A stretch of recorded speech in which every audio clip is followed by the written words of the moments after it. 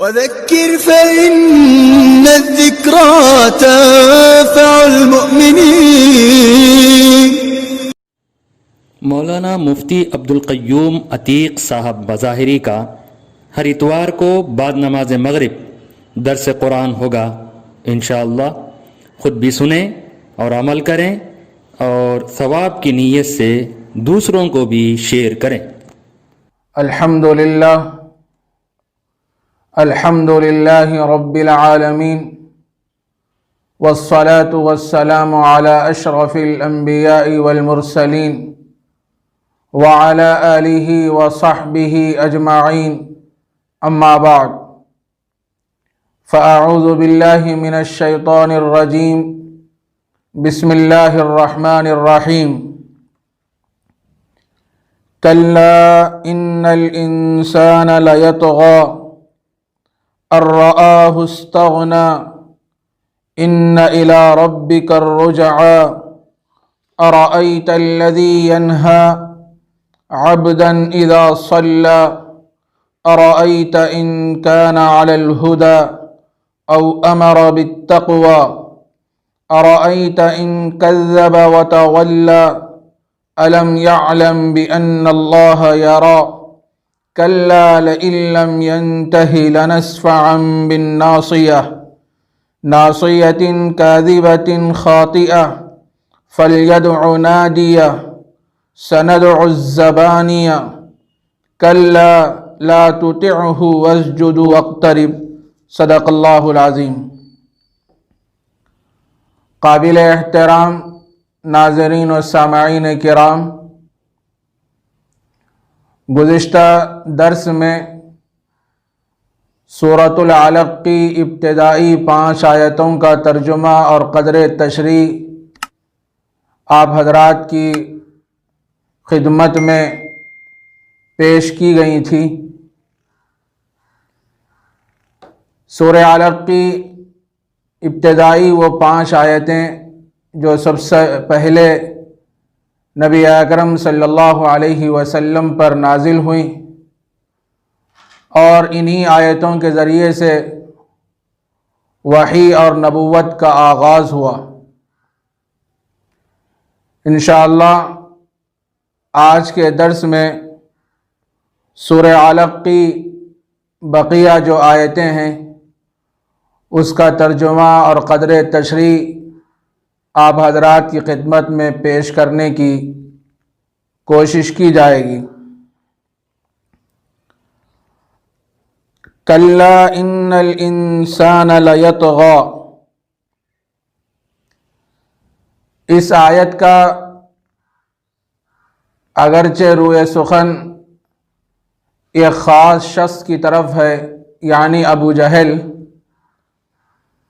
مگر آیت کا عنوان عام رکھا گیا ہے۔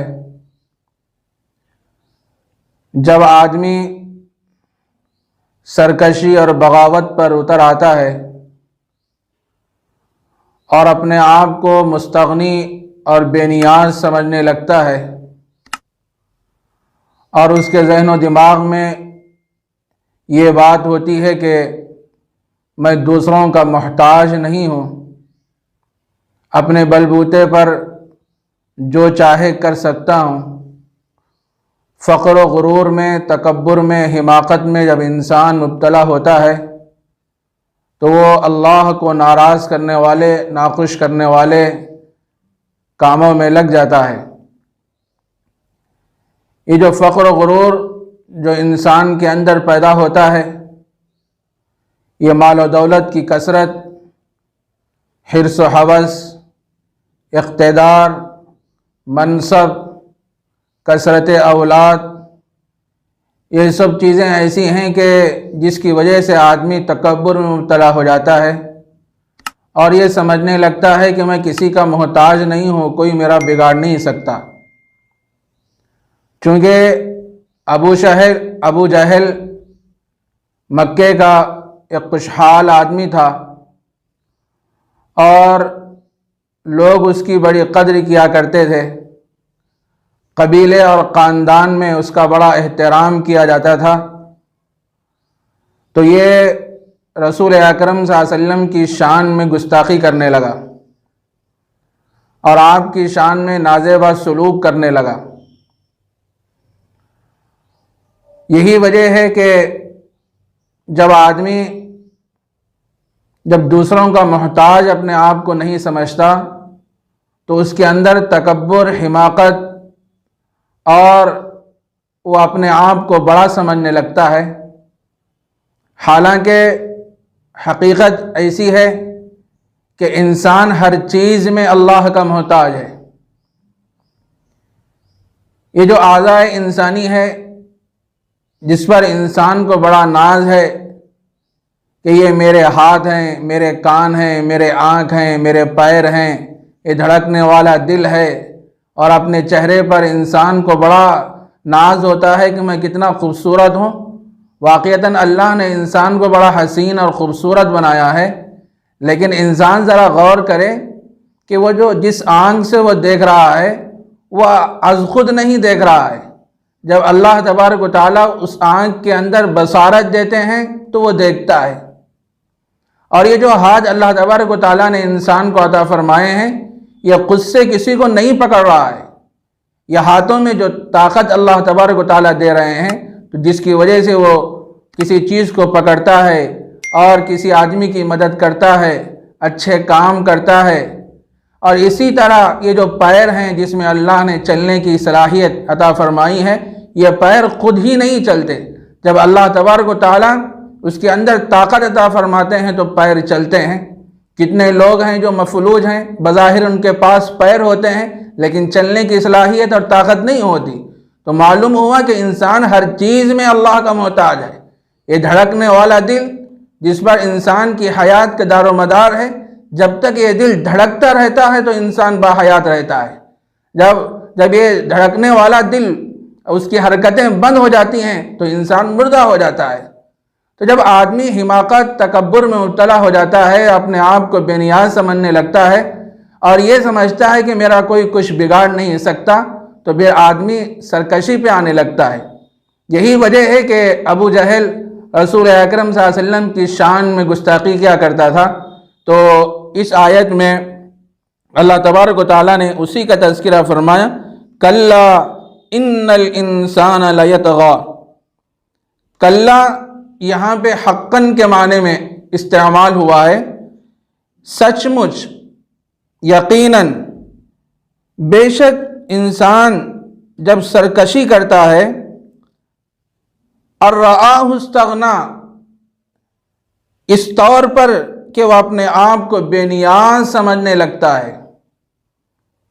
جب آدمی سرکشی پہ اتر آتا ہے، حماقت میں مبتلا ہو جاتا ہے، تو اپنے آپ کو بے نیاز سمجھنے لگتا ہے کہ میں کسی کا محتاج نہیں ہوں، حالانکہ انسان ہر چیز میں اللہ کا محتاج ہے۔ اور دوسری بات یہ ہے کہ یہ جو انسانی جو ضروریات ہیں، آدمی جب تک کسی دوسرے کا سہارا نہیں لے گا اس وقت تک اپنی ضروریات کو بھی پورا نہیں کر سکتا۔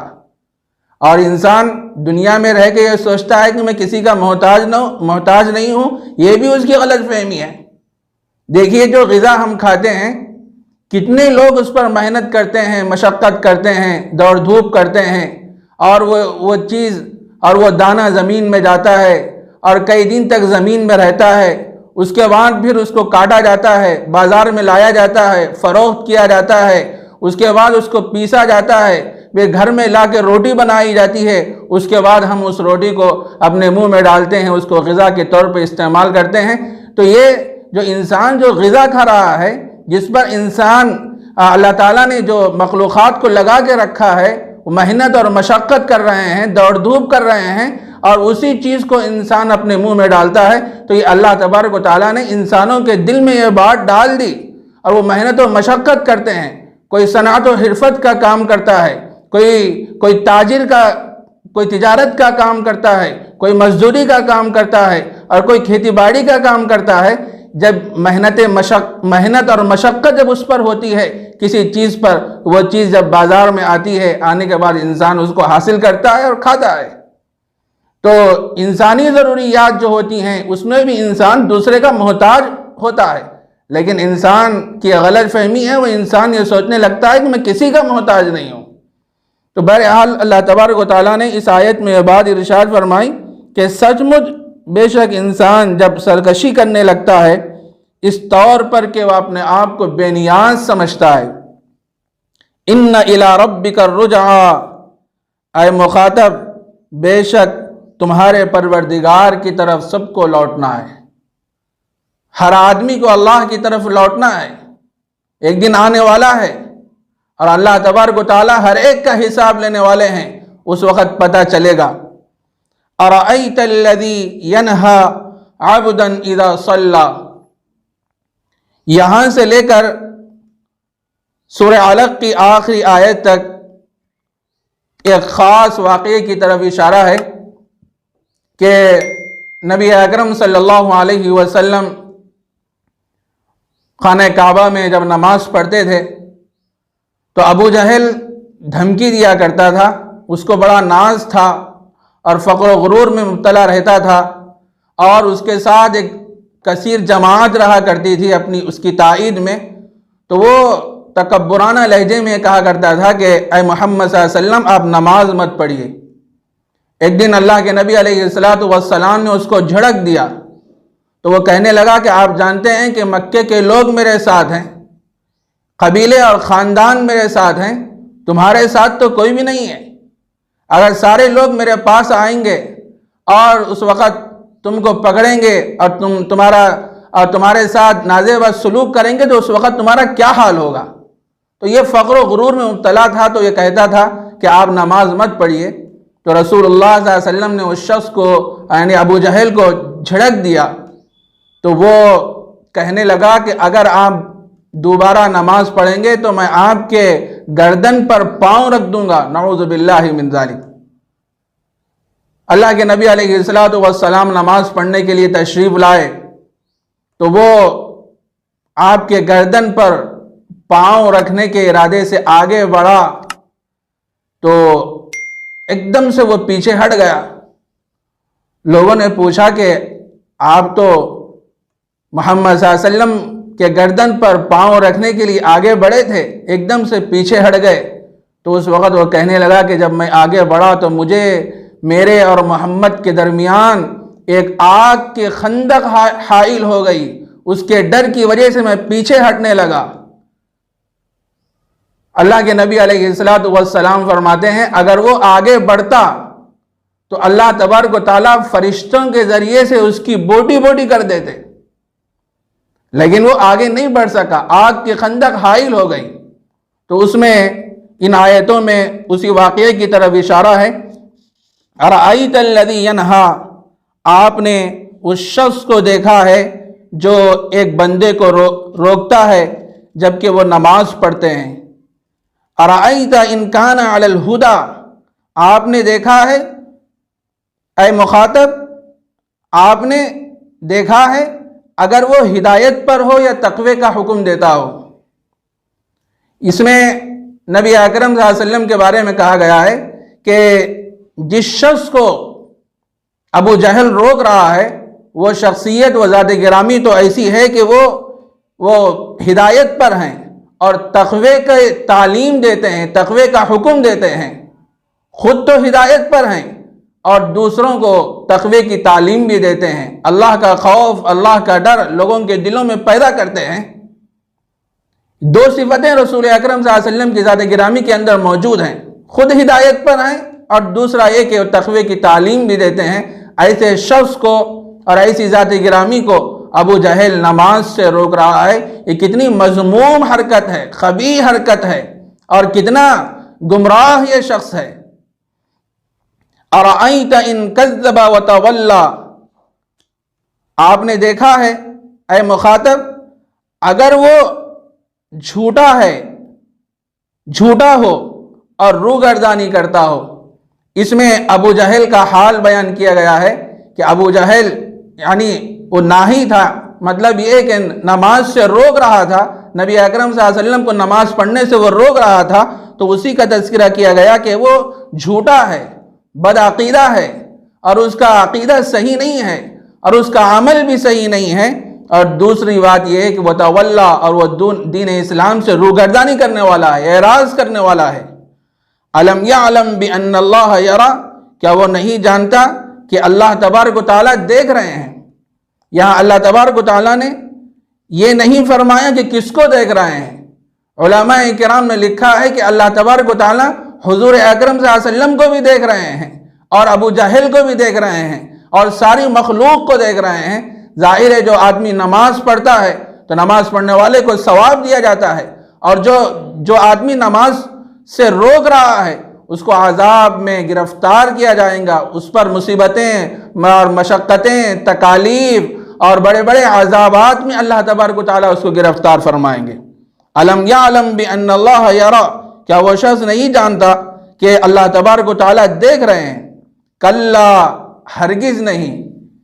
ابو جہل کو ایسا کام نہیں کرنا چاہیے۔ جو آدمی ہدایت پر ہو اور تقوی کی تعلیم دیتا ہو، لوگوں کو راہ راست پر لانے کی فکر اور کوشش کرتا ہو اور نماز پڑھتا ہو، ایسا آدمی تو بہت ہی اچھا آدمی ہے، ایسے آدمی کی مدد کرنا چاہیے۔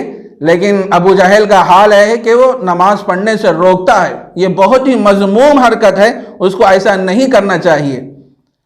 کلا لئن لم ینتہی، ہرگز نہیں، اگر وہ اپنے اس حرکت سے باز نہیں آئے گا۔ اللہ تبارک و تعالیٰ فرما رہے ہیں اگر وہ اپنی حرکت سے باز نہیں آئے گا تو لنصفعا بالناصیہ، ہم اس کے پیشانی کے بال پکڑ کے گھسیٹیں گے۔ صفعن کے معنی سختی کے ساتھ گھسیٹنے کے آتے ہیں۔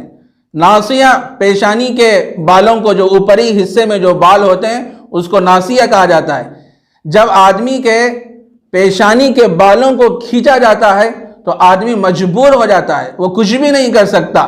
تو اللہ تبارک و تعالیٰ فرما رہے ہیں اگر وہ اپنی اس حرکت سے باز نہیں آئے گا تو لنصفعا بالناصیہ، ہم اس کے پیشانی کے بال پکڑ کر گھسیڑیں گے۔ ناصیۃ کاذبۃ خاطیہ، وہ پیشانی جھوٹی اور خطا کار ہے۔ فلیدع نادیہ سندع الزبانیہ، پس وہ اپنی مجلس والوں کو بلا لے۔ سندع الزبانیہ، ہم بھی زبانیہ کو بلا لیں گے، فرشتوں کو بلا لیں گے۔ اللہ تبارک و تعالیٰ اس آیت میں یہ بات بیان فرما رہے ہیں کہ ابو جہل کو بڑا ناز ہے، بڑی حماقت میں مبتلا ہے، بڑے غرور میں، تکبر میں۔ وہ یہ کہتا ہے کہ میرے تائید میں بہت سے لوگ ہیں، قبیلے کے لوگ ہیں، اور میری بہت سی جماعتیں ہیں، جس پر وہ بہت حماقت کیا کرتا تھا۔ تو اللہ تبارک و تعالیٰ فرما رہے ہیں فلیدع نادیہ، پس وہ اپنی مجلس والوں کو بلا لے۔ جس پر تجھے بہت بڑا ناز ہے تو اپنی مجلس والوں کو بلا لے۔ سندع الزبانیہ، ہم بھی زبانیہ کو بلا لیں گے، دوزخ کے فرشتوں کو بلا لیں گے۔ زبانیہ یہ زبن سے مشتق ہے، اس کے معنی آتے ہیں دفع کرنے کے۔ چونکہ دوزخ کے اوپر جو فرشتے مقرر ہوتے ہیں وہ دوزخیوں کو جہنم میں ڈھکیل دیتے ہیں، اس لیے ان کو زبانیہ کہتے ہیں۔ اگر ابو جہل کے اندر دم ہے اور خم ہے، اگر وہ کرنے کی طاقت رکھتا ہے تو اپنے مجلس والوں کو بلا لے، اپنے ہمنوا لوگوں کو بلا لے، ہم بھی زبانیہ دوزخ کے فرشتوں کو بلا لیں گے۔ چونکہ وہ بلایا نہیں تو اللہ تبارک و تعالیٰ نے بھی فرشتوں کو نہیں بلایا۔ کلا، ہرگز نہیں، ابو جہل کو یہ کام نہیں کرنا چاہیے، بہت ہی مذموم حرکت ہے، بہت ہی برا عمل ہے۔ لا تطعہ واسجد واقترب، اللہ تبارک و تعالیٰ اس آیت میں یہ بات فرما رہا، اے نبی آپ اس کی بات مت مانیے، آپ اپنے کام میں رہیے اور نماز پڑھتے رہیے اور اللہ کا قرب حاصل کرتے رہیے۔ واسجد سے مراد یہاں پہ نماز ہے، نماز پڑھتے رہیے اور اللہ کا قرب حاصل کرتے رہیے۔ حدیث میں آتا ہے نبی اکرم صلی اللہ علیہ وسلم نے ارشاد فرمایا، آدمی اللہ تبارک و تعالیٰ کے نزدیک اس وقت سب سے زیادہ قریب ہوتا ہے جب وہ سجدے کی حالت میں ہوتا ہے۔ جب آدمی اللہ کے دربار میں اپنے پیشانی کو جھکاتا ہے تو انتہا درجے کی عاجزی کو ظاہر کرتا ہے۔ مولا میں کچھ بھی نہیں ہوں، میرے پاس کچھ بھی نہیں ہے، اپنی ذلت اور مسکنت کو ظاہر کرتا ہے تو وسجد سے یہاں پہ مراد نماز ہے. اور اللہ تبارک و تعالیٰ جب بندہ سجدے کی حالت میں ہوتا ہے تو اللہ تعالیٰ اس بندے سے بہت خوش ہوتے ہیں، اس سے راضی ہوتے ہیں. یہ آخری حالت کے انتہائی درجے کی ذلت اور مسکنت ہے. یہ تھی سورہ علق کی بقیہ آیتیں، اس کا ترجمہ اور قدر تشریح آپ حضرات کی خدمت میں پیش کی گئی. اللہ ہم سب کو عمل کی توفیق عطا فرمائے. وآخر دعوانا ان الحمد للہ رب العالمین.